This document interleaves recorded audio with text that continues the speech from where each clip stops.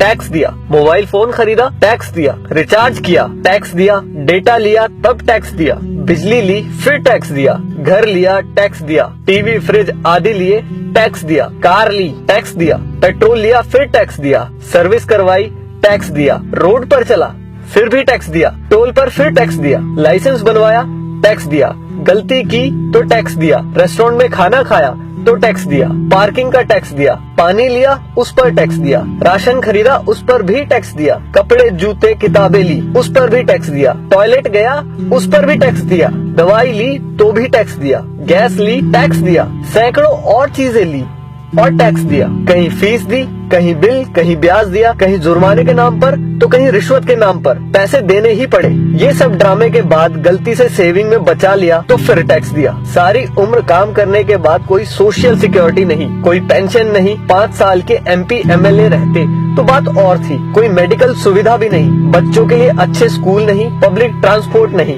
सड़कें खराब, street light खराब, हवा खराब, पानी खराब, फल सब्जी जहरीली, हॉस्पिटल महंगे, हर साल महंगाई की मार, आकस्मिक खर्चे व आपदाएं, उसके बाद हर जगह लाइनें। सारा पैसा गया कहाँ? करप्शन में, इलेक्शन में, अमीरों की सब्सिडी में, माल्या जैसों को भगाने में, अमीरों के फर्जी दिवालिया होने में, स्विस बैंकों में, नेताओं के बंगले और कारों में और हमें झंडू बाम बनाने में। अब किसको बोलूं कौन चोर है? आखिर कब तक हमारे देशवासी यूं ही घिसटते जिंदगी जीते रहेंगे? मैं जितना देश और इस पर चिपके परिजीवियों के बारे में सोचता हूँ, परेशान हो जाता हूँ। समय आ गया है कि किसी की भी भक्ति से बढ़कर देश और देशवासियों के बारे में सोचे।